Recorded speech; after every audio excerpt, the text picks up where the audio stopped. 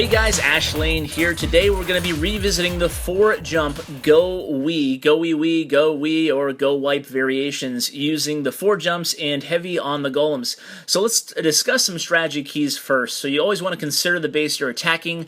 Now this works really well against resource ring bases, as we'll see shortly.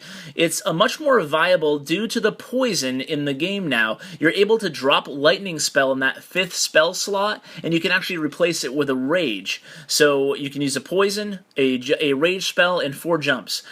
Going heavy on the golems allows you time for the attack to pan out. So I'd recommend minimum 5 golems here, and up to 7 as well, depending on the base and strategy. Now you want to bring a rage and not a free spell in that 5th slot. Very important. You don't need the free spell because you're going to have so many golems and golemites that you're actually able to get away distracting the Inferno Tower without having the freeze. So no need for that. Instead, use the rage. That's, like I said, why this strategy is actually a little bit more interesting now post-update, because you're able to bring that rage spell for the Town Hall engagement.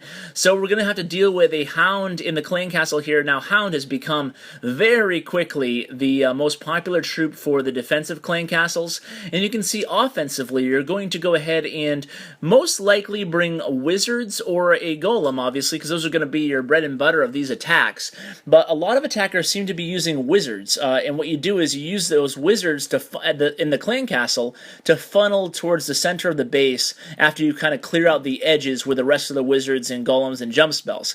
So as you can see here, it makes it look really easy.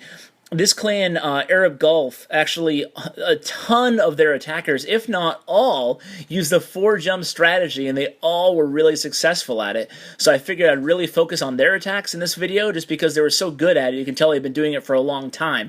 And they, like I said, he makes it look easy here. And I'd certainly recommend this strategy to those of you who might be slumping using the 4 golem attacks and, GoWiWi type spread attacks. This is actually a fairly simple strategy to use, because you're just dropping the 4 jump spells in your troops. I mean, there's not much more to it than that. It's very easily manageable, very easy executed attack here. So you can see one thing of importance that I should mention right now is you're only dropping 3 of your jump spells until the attack starts to develop more, because you don't want the 4th jump spell to expire. So you want to drop the 3 first jump spells. Now, a very important note here, Abu Salah, he goes ahead and he deploys, you'll notice, about 4 or 5, basically double the squad size of wizards up in the north to help take down that Hound. So, because he knew that the northern troops there, the northern golems, were going to go ahead and trigger that clan castle.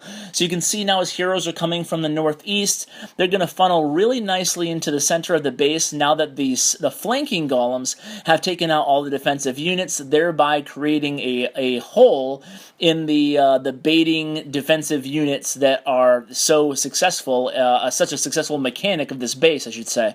Now you can see here this attacker mixed in a couple witches. You can certainly bring witches or 1 P.E.K.K.A. You don't really have troop space for more than 1 in these attacks if you want to. It really depends on your own preference. Me personally, I kind of prefer, if you, especially if you have max heroes, I think I'd kind of roll with just the wizards. And if you don't have max heroes, I would consider bringing a P.E.K.K.A. actually, even though you saw witches in this attack here. I would bring a P.E.K.K.A., but witches actually work well too. Now, when you're attacking bases like this, I usually advocate on GoWiWi attacks, if there's 1 Inferno Tower set to multi and 1 set to single target, I usually tell people to go ahead and, if you're using GoWiWi, to go into the multi-target Inferno Tower, because you want to get that down when you have more troops and more targets for the beams to lock in on. But if you're going against a single target and a multi-target using the 4 jump attack strategy, I'd actually go opposite that strategy. So I would go into the multi if there was a single and a multi, and then I wouldn't have to deal with the single target until later on in the battle. So that would be a little shift I'd make if that made sense there. So I would actually go into the multi-target and away from the single target on these attacks. You can see yet again another Hound in the clan castle here. They're pretty easily taken down with this strategy, especially if you can go ahead and trigger that clan castle with one of the side units. They're kind of basically just going to follow the golem around, and then the wizards will take care of the puppies. You can see this worked really nicely here as all the golems are in the center with the barbarian king. Those multi-inferno towers are really no big deal to these type of attacks. That's part of the attraction, part of the benefit to using these attacks, because you're so heavy on the golems that the inferno towers really are going to be a non-factor. And you can see what yet again has a nice little troops going towards the northern end right now. A golem backed up by some wizards, and in the center there he has his queen that he hasn't even used the ability yet on the royal cloak, and he already has the 2 stars down. So a very effective strategy, guys. I hope you enjoyed this revisiting of the 5 to 7 golem attacks with the 4 jump spells. It's really easy. Like I said, if you're going through a slump right now, consider using it, especially if you see one of these resource ring bases. I think you'll have a lot of success with it. Now, before we finish the video today, I do want to get to the best comment.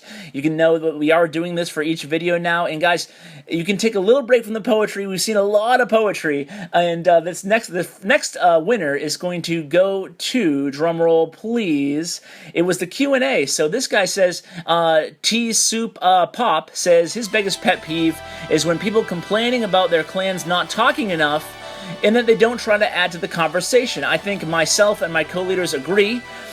When they complain, he suggests talking themselves, and I would say the same thing. So congratulations. Please email me at ashlaneelite@yahoo.com for your prize. And thank you all for participating and for viewing this video. I appreciate it. Like always, guys, take care.